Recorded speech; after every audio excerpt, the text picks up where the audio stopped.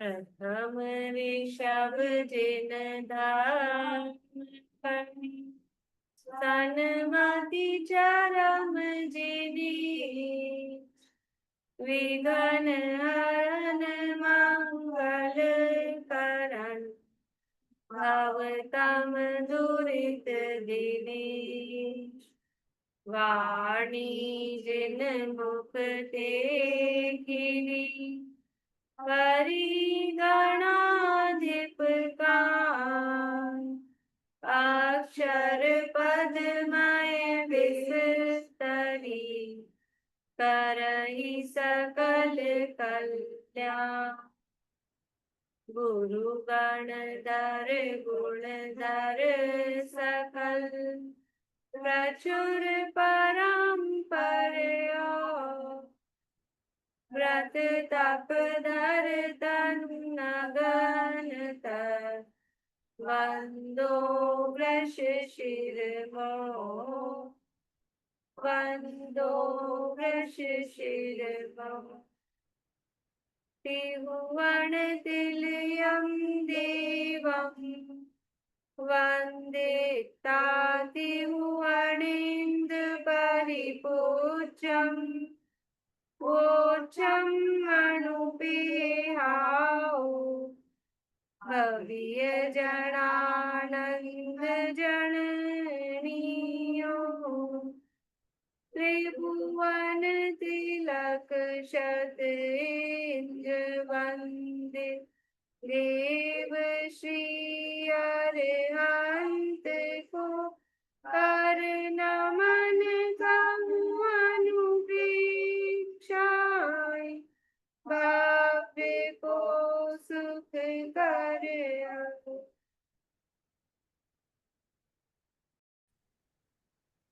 ये ज्यादा सुविधाएं हो गई, उतनी ज्यादा पाप के साधन ज्यादा हो गए ऐसे।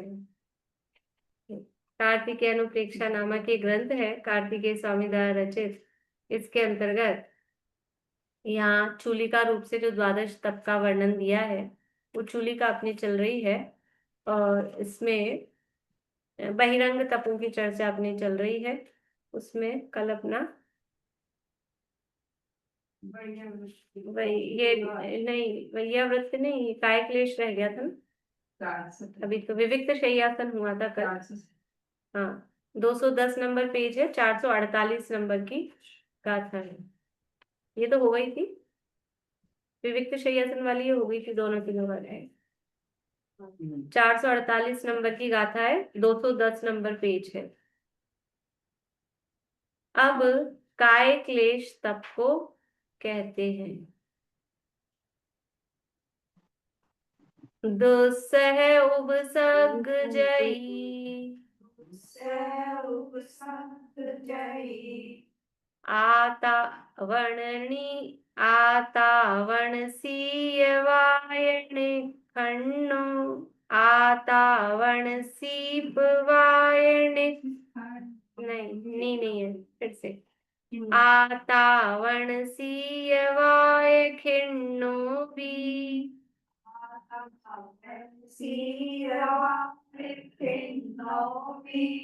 जोन विखेदं गच्छति,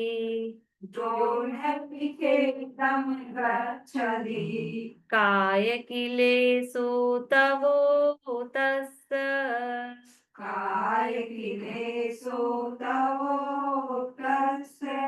दुस्सह उपसर्ग जई, आता वण सीय वाय खिन्नो भी,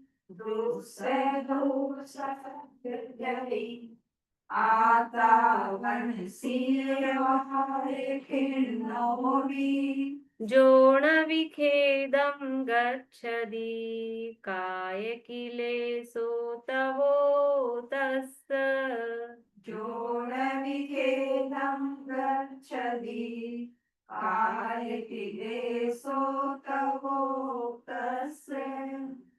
दुस्सह यानी जो सहने में जिसको मतलब जो सहन, जिसका सहन करना कठिन हो, दुस्सह ऐसा अत्यंत भयानक। उपसर्ग जयी, उपसर्ग को जीतने वाला, उपसर्ग जयी।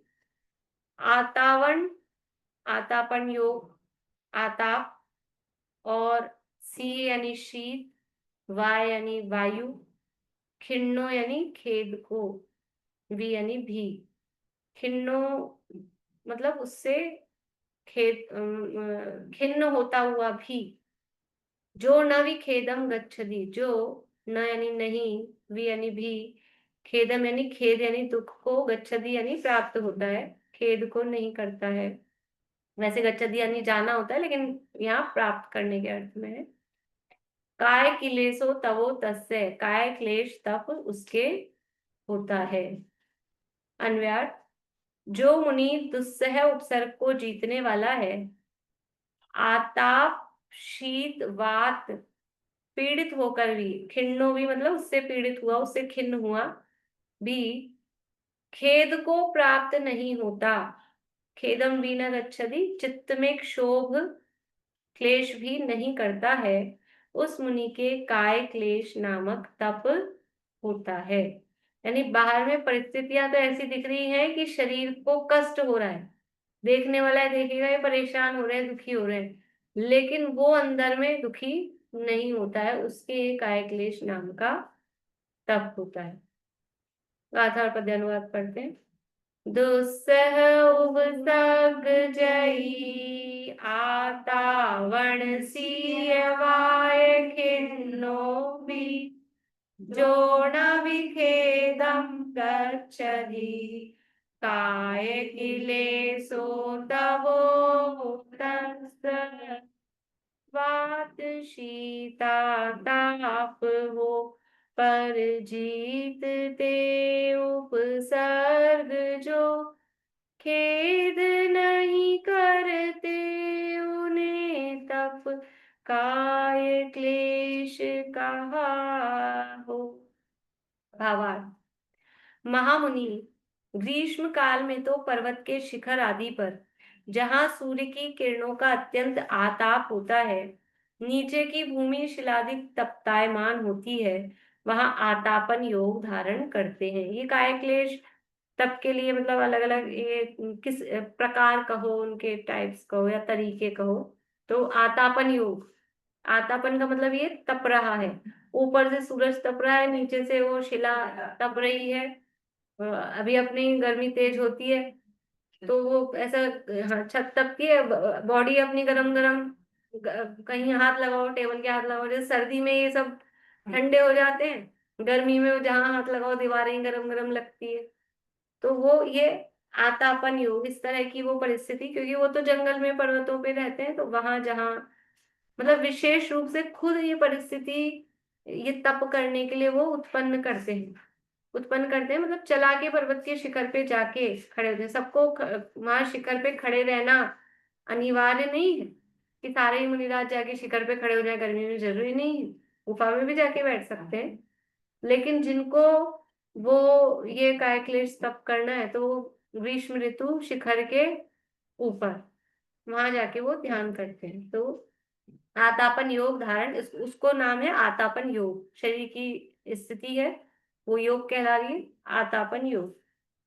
शीत भी करते, हाँ करते, उनका सहना ऐसा होगा कि वो जैसे जलती खाली जल जाती है। हाँ जल जाती तो उनकी भी जल जाती है, ये सनबर्न वगैरह हो जाए, लेकिन वो शरीर पे ध्यान नहीं देते, उससे खेद खिन्न नहीं होते, हो सकते ना। अभी अपन शिखर जी की वंदना करने जाओ, अच्छा थोड़ा मतलब गर्मी, ऐसा गर्मी हो, धूप हो, पैर जल जाते, ये स्किन अपनी ये काली पड़ जाती है, जो जो हिस्सा खुला पड़ा रहता है, बच्चे खेलते हैं क्रिकेट वगैरह धूप में, तो इतने इतने हाथ वाथ वो सब काले हो जाते हैं। तो वो होता ही, तो मुनिराजों का भी हो सकता है, उसमें कैसा, मनुष्य जैसे मनुष्य तो है, उसमें स्किन पे सहनन काम नहीं करता। ऐसा नहीं है कि वज्रशम नारा सेनन है तो कभी कट लगेगा ही नहीं, कभी खरोच आएगी नहीं, ऐसा नहीं होता। उनके भी कटवट लग सकता है, खरोच आ सकती है, तो स्किन सनबर्न हो सकता है, वज्रशम नारा सेनन हो तो भी। और वज्रशम नाराज नहीं हो तो भी मुनि तो बनते ही हैं, तो भी वो हो सकता है, लेकिन फिर भी वो उससे खेद खिन्न नहीं होते, बात ये चल रही है। अब शरीर की तरफ उनको ध्यान ही नहीं, काली पड़े तो काली पड़े, जिसको गोरा रखना है वो धूप में निकला ना करो, वो नहीं निकलेंगे, वो बैठे रहेंगे घर में। बाकी सब अभी विषय के काम से भी कौन धूप को देखता है, जाते ही हैं व्यापार धंधा करने और भी काम करने, सब जाते हैं। बोलिए चित्रा। ये आज के मुनियों में वज्र वृषभ नारायण सहनन थोड़ी है। नहीं, वर्तमान में नहीं है। वर्तमान में तो अंतिम 3 सहनन ही हो सकते हैं पंचम काल में, अभी नहीं है वज्र ऋषभ नारायण सहनन। शीतकाल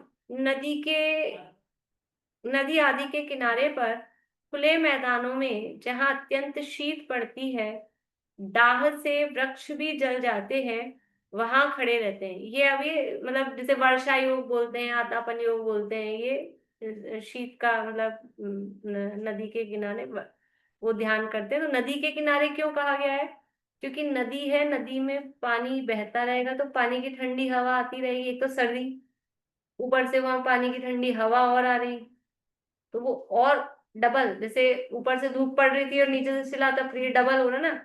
ऐसे ऑलरेडी एनवायरनमेंट में ठंडक है, खुले में रह रहे हैं तो वहां ठंडक है, खुले में भी नदी से दूर नहीं रह रही, एकदम नदी के पास, तो वहां पानी की ठंडक और आ रही है। तो ये शीतकाल में इस तरह से इतनी शीत पड़ रही है कि वो वृक्ष जल जाते हैं सर्दी के कारण, सारे सब इस तरह से बर्फ जम जाती, पाला पड़ जाता है जैसे कहते हैं। तो वहां वो खड़े रहते हैं। और चातुर्मास में वर्षा बरसती है, प्रचंड पवन चलता है, दंश मशक काटते हैं। ऐसे समय में वृक्ष के नीचे योग धारण करते हैं, वो वर्षा योग। वृक्ष के नीचे क्यों कहा? अच्छी बात है, पेड़ के नीचे बारिश नहीं आएगी। अरे पेड़ के नीचे बारिश रुकने के बाद भी वो टप टप टप टप बूंद बूंद वो बड़ी इरिटेट करती है। पूरी आ जाए ना तो फिर भी ठीक है, वो एक एक बूंद टप टप पड़ रही है, और फिर वहां पेड़ में हरियाली है, फिर उसके आसपास मक्खी मच्छर और ज्यादा होंगे, जीव जंतु। वो खुद चला के, मतलब ये कहा ना, ये दंश मशक काटते हैं। ये वर्षा योग में वो खुद वो ऐसी परिस्थिति, मतलब वो ध्यान करने के लिए वो उपस्थित करते हैं। अनेक विकट आसन करते हैं। ये तो 3 प्रकार के तो योग बता दिए मौसम के हिसाब से। इसके अलावा भी काया क्लेश तप करने के लिए अनेक प्रकार के आसन करते हैं। मतलब अपने को तो मुख्य रूप से पद्मासन और खड़गासन, ये 2 ही ख्याल में आते हैं, पर जैसे जो मूलाचार आदि ग्रंथ है उसमें वर्णन किया है अनेक प्रकार के आसनों का। इसमें इसमें नहीं दिया, जो बड़ी टीका है उसमें दिया है, कहीं धनुषाकार से लेट रहे हैं, मतलब एक ही तरह से लेटे हुए हैं, तो वो अपना हाथ वो नहीं हो जाता है एक ही पोस्चर में। अपने शरीरों की ऐसी स्थिति है कि ये बुक पकड़ के घर तक चले जाओ, एक ही हाथ में कंटिन्यू ऐसे ही पकड़े रहे, तो वो घर जाने पर वो हाथ ऐसा लगता है कि ये इतनी सी देर में एक पोस्चर में नहीं रह सकते। एक ही पोस्चर में लेटे रहना, एक ही पोस्चर में बैठे रहना, ये भी वो मुनिराजों के काय क्लेश नाम का तब के लिए अलग अलग प्रकार के। एक ही पैर पे खड़े रहना। हाँ, एक पैर पे खड़े रहना, उसमें और भी है ऐसे उकड़ू बैठना, वो भी कोई आसन नाम भी दिए हैं उसके, मतलब उसमें भी थक जाएंगे कंटिन्यू वैसे उकड़ू बैठे रहे। अपन पाटे पे बैठे बैठे थक जाते हैं, बिना पाटे के वैसे ही बैठे रहो, वो एक आसन। खड़े हो, आसन बदलते हाँ, रहते, पैरों में। शवासन वगैरह, मतलब कोई भी एक आसन होगा तो अपन उसमें परेशान हो जाते हैं, पर वो काय क्लेश के रूप में वो उस एक आसन में अनेक विकट आसन इस तरह से करते हैं। ऐसे अनेक काय क्लेश के कारण मिलाते हैं, मतलब कोई कह नहीं रहा उनको जबरदस्ती, पर वो खुद ऐसा तप करने के लिए, जैसे उपवास अनशन नवमोदर्य आदि भी वो स्वयं करते हैं, कोई कह दो ना रहा आप करो जबरदस्ती, तो वो खुद वो कारण मिला रहे हैं। ऐसे ही ये काय क्लेश तप के भी साधन वो खुद मिलाते हैं, और साम्य भाव से चलायमान नहीं होते। अब करे भी जबरदस्ती, धूप में जाके खड़े भी हो, उधर से शरीर तप रहा है, इधर से अंदर से खुद तप रहे हो तो वो कोई तप नहीं है। वो तप में तप यही है कि बाहर तो तप रहा है और अंदर शीतलता बरस रही है, अंदर क्षमा भाव उत्पन्न हो रहा है, शांति उत्पन्न हो रही है, तो वो तप है। तो वो साम्य भाव से चलायमान नहीं होते हैं। अंदर सुख महसूस कर रहे हैं। हाँ, क्योंकि अनेक प्रकार के उपसर्ग के जीतने वाले हैं। दुस्सह उपसर्ग जयी कहा है ना, तो अनेक प्रकार के उपसर्ग का है, तो उसमें परिचय भी साथ में गर्भित समझ लेना। एक शब्द का है, दूसरे को उसमें शामिल समझना। इसलिए जिनके चित्त में खेद उत्पन्न नहीं होता है, अपने स्वरूप के ध्यान में लगे रहते हैं, उनके काय क्लेश नाम का तप होता है। जिनके काय तथा इंद्रियों में ममत्व होता है, उनके चित्त में क्षोभ होता है। ये मुनि सबसे निष्प्रह रहते हैं, इनको किसका खेद हो। ऐसे 6 प्रकार के बाह्य तप का वर्णन किया। इस प्रकार से ये 6 प्रकार के बाहरी तप का वर्णन, ये काय क्लेश उसमें अंतिम तप है, इसका वर्णन। श्लोक का शाब्दिक अर्थ। क्षोभ यानी खेद रूप से ही, सुप्त मतलब ऐसे खिन्नता नहीं होती है मन, मतलब गुस्सा भी नहीं, लेकिन एक उखड़ जाता है, जैसे मन उखड़ा, इस तरह का क्षुब्ध, बिखर गया, उखड़ गया जैसे बोलते हैं। जैसे हाँ, कुछ जैसे मान लीजिए अभी मैंने आपको कुछ बोल दिया इंसल्टिंग, तो अब आपको गुस्सा तो नहीं आया, लेकिन अंदर से हाँ मन को अच्छा भी नहीं लगा, मतलब वो जो होती है ना स्थिति, वजह शोक खिन्नता के अर्थ है, इस तरह का। अच्छा और बुरा दोनों के बीच की स्थिति। अच्छा नहीं है, अच्छा नहीं लग रहा, लेकिन मतलब बस वो एक तो क्रोध आए या सीधा दुख होए वैसा नहीं, लेकिन एक वो जो मन उखड़ा उखड़ा जिसमें होता है अंदर से, अच्छा नहीं लगता है, वो शोक वाली स्थिति।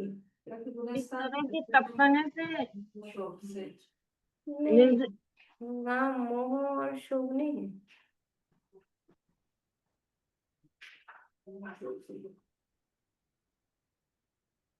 ये वाला शोक नहीं। वो दूसरा वाला है। क्या बोल रहे हैं आशा आंटी? इस तरह के तप करने से निद्रा बहुत ज्यादा होती है। हाँ, मतलब वो इस तरह के जो वो कर रहे हैं, और उपयोग आत्मा में अगर स्थिर हो रहा है, तो अंतरंग इस जो निर्जरा होगी वो बाहर में धूप में खड़े रहने से नहीं हो रही, निर्जरा तो उपयोग में अंदर में जो विशुद्धि हो रही है उसके कारण से वो विशुद्ध, मतलब उनका उपयोग उसमें ज्यादा लग रहा है, वो और अंदर आत्मा में। बाहर ऐसी परिस्थिति बन रही है, बाहर कोई आ रहा है पकड़ने, तो बच्चा और ज्यादा अंदर जाके माँ के पास घुस रहा है, तो वो और ज्यादा आत्मा में लीन हो रहे हैं। वो उस लीनता के बल पे निर्जरा ज्यादा हो रही है। तो बिल्कुल सहज रहते हैं, ऐसा तप करते हुए हाँ, सहजता हाँ, रहती है। हाँ। और जो रह सकते हैं वही करते हैं, बाकी इसलिए कहा कि सबके लिए कंपलसरी नहीं है। ज्यादातर जो मुनिराज होंगे वो अपने अनुकूल हिसाब से ही रहेंगे। मान लो गुफा आदि में बैठे, नहीं सहन होता तो नहीं, लेकिन किन्हीं किन्हीं को ऐसा है कि उनको वहां और ज्यादा एकांत लगता है और उपयोग अच्छा लगता है, तो बैठते हैं, करते हैं। मोह और योग है, शोभ नहीं है। मोह और योग, योग है, शोभ पर नहीं होती है। अब 6 प्रकार के अंतरंग तप का व्याख्यान करेंगे। पहले प्रायश्चित नामक तप को कहते हैं। दोषम न करेदि स्वयं,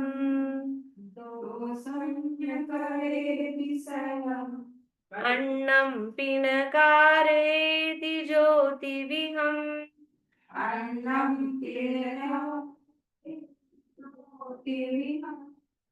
कुर्वाणं पिनयेच्छति,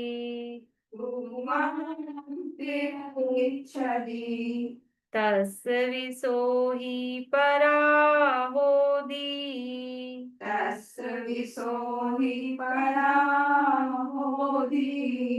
दोषं न करेदि स्वयं, अन्नं पिनकारेति ज्योतिविहम्,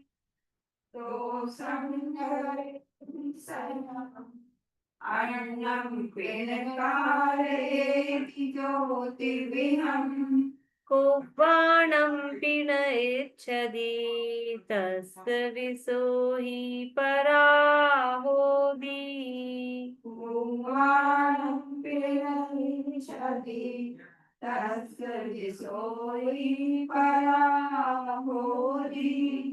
दोषम न करेदी स्वयं, स्वयं यानी स्वयं, दोषम यानी दोष, न यानी नहीं, करेदी यानी करता है, अन्नम पी न कारेदी, और अन्य यानी दूसरे से, पी यानी भी, न यानी नहीं, कारेदी यानी कराता है, जो यानी जो जीव, जो मुनि, तिविहम यानी 3 प्रकार से, 3 प्रकार से यानी मन से, वचन से और काय से, जो दोष खुद नहीं करता है, दूसरे से भी नहीं कराता है।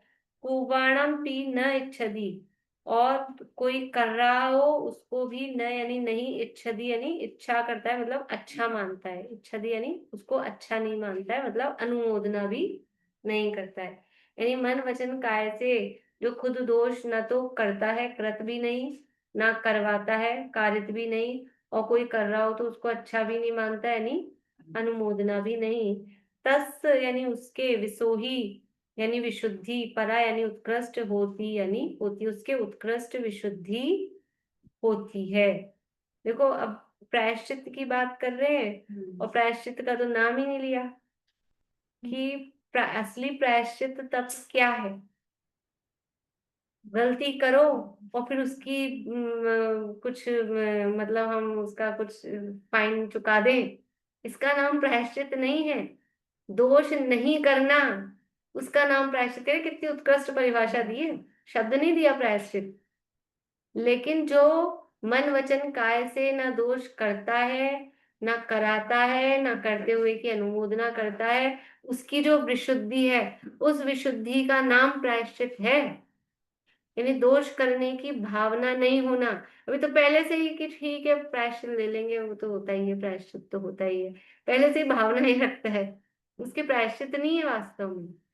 प्रायश्चित का मतलब क्या है, ये जो अगर जो गलती हुई और जिसे हम प्रायश्चित कह रहे हैं, वो प्रायश्चित भी क्या है कि अब उस दोष को मन वचन काय से ना करूंगा, ना कराऊंगा, ना किसी की अनुमोदना करूंगा, अंदर से ऐसा भाव। बार बार में प्रायश्चित नहीं होता है, वो तो कभी कदाचित एक बार करे तो कीचड़, हाँ बार बार करे तो। हाँ, उसका नाम प्रायश्चित होता है। इसलिए यहाँ बहुत अच्छी परिभाषा दी है। देखिए गाथा और पद्यानुवाद पढ़ते हैं, फिर भावार्थ पढ़ लेंगे। दोषं न करेदि स्वयम् अन्नं पीडकारेदि ज्योतिविहम् कुर्वाणं पीडयेच्छति तस्य विषो हि पराहोदि।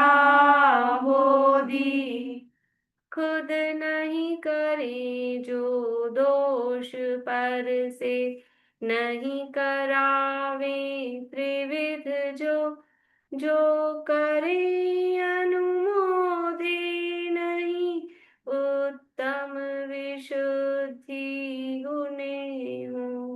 हमारे तो क्या है कि हम कोई चीज मतलब त्याग दें तो काया से उसका त्याग रहता है, वो भी मतलब पूरी तरह से वो भी नहीं, उसमें भी कहीं ना कहीं कुछ, बाकी कार्यता और अनुमोदना और मन से और वचन से वो तो सब होती रहती है। खुद किसी चीज का त्याग कर दिया लेकिन दूसरों को बनाना, बनाना खिलाना, अरे नहीं बनाना खिलाना पड़े ना, जबरदस्ती दूसरों को बताते हैं ये किया करो, वो किया करो, ऐसा किया करो, है जो काम अपन नहीं करते फिर भी, तो वो अंदर और भाव ही नहीं है प्रायश्चित का, तो फिर भी फिर हमको विचार आता है कि हमारे इस वस्तु का त्याग है और हमने उसको कहा है कि ये बहुत इसको ऐसे बना के ऐसे खाने की बहुत अच्छा फायदा करता है और फिर हमको भाव आता है कि अपने दोष लग रहा है, प्रायश्चित लेना है। बोलिए शांति। इस हिसाब से फिर अपन जो रोजाना श्रावक प्रतिक्रमण पढ़ते हैं और फिर दोष तो रोज करते हैं, नेचुरली होते हैं, तो फिर पढ़ना चाहिए ये नहीं, ये हाँ, अपन जो क्यों नहीं प्रतिक्रमण पढ़ने का, पढ़ना नहीं छोड़ना, पढ़ना, लेकिन भाव ये करें और ये विचार करें कि आज क्या क्या दोष हुए, तो कल उसमें से एक भी कम हुआ क्या, कुछ कुछ परसेंटेज कम हुआ क्या उसका भी एक। पढ़ते हैं जब तो बहुत दुख होता है, लेकिन फिर बाद में सब बराबर हो जाता नहीं, अगर रोज पढ़ते तो बराबर करने के लिए थोड़ी ना है, फिर है। वो फिर कल वो काम करें तो कुछ तो सावधानी, कुछ तो विचार, विचार तो आए कुछ, अगर रोज हाँ, हम विचार पढ़ रहे विचार हैं, तो आता है लेकिन विचार होता आए है। और कुछ भी सावधानी। देखो ये तो जो डेली के क्रियाएं हैं ना, ये तो मुनिराजों के लिए भी है, आहार के लिए जाते हैं, फिर आहार के लिए आके वो सब आके सब कैंसर वगैरह प्रायश्चित विधान, वो आहार क्योंकि विहार करते हैं, विहार के बाद तो वो तो होता ही है। वो जो डेली की नित्य नियम के जो ये काम है समझ लो, जो जिस भूमिका में है उस पे करने पड़ेंगे।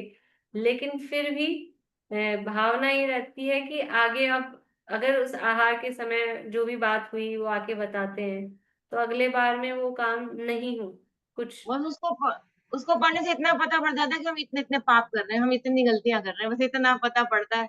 प्रैक्टिकल में तो कुछ छूटता ही नहीं। पता पड़ता है तो फिर कुछ तो कमी करने की मतलब आता ही है बेचारा। जब अगर ये समझ में आता है तो उसमें से मैं बोल रही हूँ ना, एक का भी 1% भी कम होता है तो ठीक है, लाइन पे है। अगर यथा योग्य जो भी है, कुछ सावधानी बरतते हैं। अब बिन अनगाल लो जल ढोलो, बिन गाल लो जल ढोलो, है ना उसमें आलोचना पाठ में। हाँ, उसमें तो तो बहुत ही अगर जो सारे। हम पढ़ रहे हैं झाड़ू ले जांगा बुआरी चिरटी आदि जीविदारी, अब झाड़ू तो रोज लगानी पड़ रही है, तो झाड़ू रोज लगा रहे हैं तो फिर ध्यान रखें ना, अगर चिरटी आ गई है तो फिर उसको सावधानी पूर्वक वो करें, तो वो विशुद्धि है। और अब तो क्या करें, वो तो काम जो करने हैं वो तो होने हैं, लेकिन वो करते समय उतना अभी तक बिना देखे बिना प्रयत्न के करे जा रहे थे। फिर में पढ़ते तो रहना ही चाहिए। हाँ, पढ़ना नहीं छोड़ना है, पढ़ना नहीं छोड़ना है कि फिर पढ़ना ही बंद कर दो क्योंकि हमारे से पाप तो छूट नहीं रहे, ऐसा नहीं है। पढ़ना नहीं छोड़ना, जो काम कर रहे हैं वो काम करना नहीं छोड़ना है। उसको हम और कैसे क्या बोलना चाहिए, उस काम को और पढ़ाई कैसे हम आगे। हाँ, चमका सकें, प्योर कर सकें, उसमें कैसे हम और प्यूरिफाई उसको कर सकें, वो करना है। कोई व्रत उपवास पूजा पाठ जो कर रहे हैं वो कुछ नहीं छोड़ना है। ये कहीं यहाँ निषेध किसी का नहीं है, पर उसको हम सम्यक किस प्रकार से बना सकते हैं, उसको ही सम्यक बनाओ ना। छोड़ना क्यों है? जो व्रत नियम ले लिया उसको छोड़ना क्यों? व्रत छोड़ने की, नियम छोड़ने की क्यों कहेंगे हम? और पाप लगेगा। उसको नहीं छोड़ो, उसको सम्यक बनाओ, अपने भावों को विशुद्ध करो। भावार्थ, महामुनि नहीं है, इधर पढ़ना है।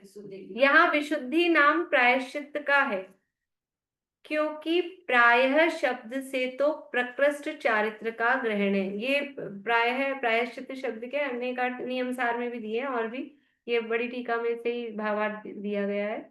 आप लोगों को ध्यान नहीं होगा शायद, पर अपन ने जब तत्वार्थ में पढ़ा था तब भी ये अर्थ किए थे। प्रायः नाम प्रकृष्ट चारित्र, उसका नाम, उसको कहते हैं प्रायः। और ऐसा चारित्र जिसके होता है वो साधु को कहा प्रायः।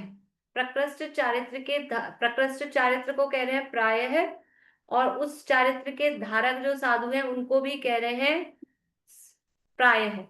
साधु लोग मतलब साधु जन, उसका चित्त जिस कार्य में होता है उसको प्रायश्चित कहते हैं।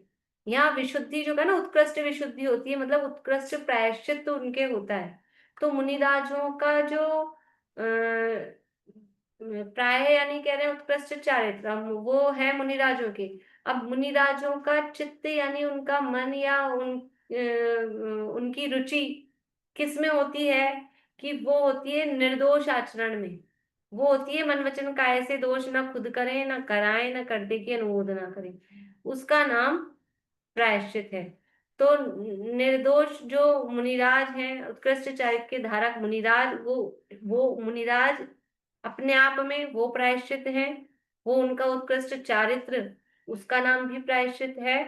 और उस उत्कृष्ट चारित्र में उनका मन है, उनका चित्त है, उसका नाम भी प्रायश्चित है। देखिए, तो प्राय शब्द से तो प्रकृष्ट चारित्र का ग्रहण है। ऐसा चारित्र जिसके होता है सो प्रायः कहिए साधु लोग, उसका चित्त जिस कार्य में होता है उसको प्रायश्चित्त कहते हैं। इसलिए जो आत्मा की विशुद्धि करता है सो प्रायश्चित है, क्योंकि मुनिराजों का चित्त आत्मा की विशुद्धि में होता है। तो जो आत्मा की विशुद्धि करता है वो प्रायश्चित है, उसको प्रायश्चित है, वो स्वयं ही प्रायश्चित है, ऐसा कहना।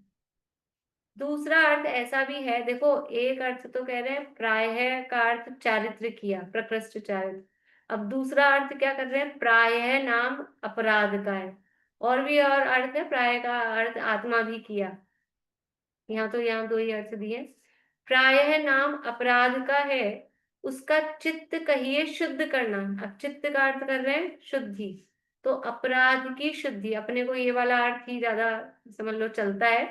प्रायश्चित मतलब अपराध की शुद्धि। प्रायः नाम अपराध और उसका चित्त कहिए शुद्ध करना, तो प्रायश्चित कहलाता है। इस तरह पहले किए हुए अपराधों की शुद्धता जिससे होती है सो प्रायश्चित है।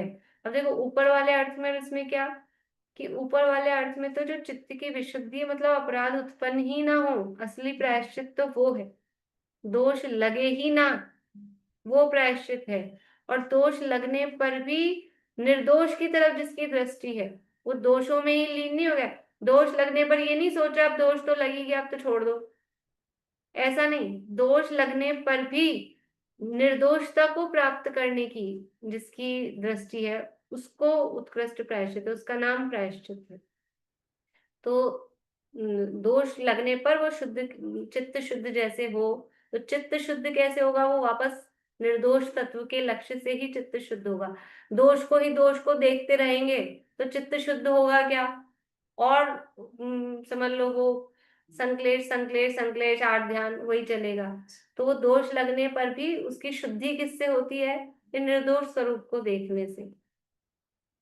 ऐसे जो मुनि मन वचन काय, यहाँ पे वो शोक शब्द काम है, अगर वो गलती उससे होती है। ऐसे जो मुनि मन वचन काय कृत कार्य अनुमोदना से दोष नहीं लगाता है, उसके उत्कृष्ट विशुद्धता होती है। आपको शोभ शब्द को यूज, उसका यूज देखना है यहाँ नहीं। उनके उत्कृष्ट विशुद्धता होती है, यही प्रायश्चित नाम का तप है। अभी आगे और है ये प्रायश्चित के भेद वगैरह। यहाँ विशुद्धता का अर्थ क्या लेंगे? विशुद्धता का अर्थ विशुद्धता का अर्थ का मतलब वही अ, विशुद्धता का मतलब विशुद्ध, जो परिणामों की विशुद्धता, जो समझ लो मोक्ष मार्ग में आगे पढ़ने पर जो कषायों की मंदता रूप और आत्मा में एकाग्रता रूप। देखो विशुद्धता का मतलब शुभ भाव भी होता है, और विशुद्धता का मतलब शुद्ध भाव भी होता है। तो यहाँ पर जो विशुद्धता है वो अभी शुभ भाव वाली ही लेना। उत्कृष्ट विशुद्धता होती है तो वो जो दोष नहीं लगा रहा है, तो 99% विशुद्धता शब्द शुभ भाव के अर्थ में ही आता है। 99% कहीं कहीं वो विशुद्धि शब्द शुभ भाव के, शुद्ध भाव के अर्थ में भी आता है। पर वो क्योंकि अभी वो दोष नहीं लगाने की ये जो भावना है, तो उसमें भी हम ये देखिए उत्कृष्ट विशुद्धता होती है।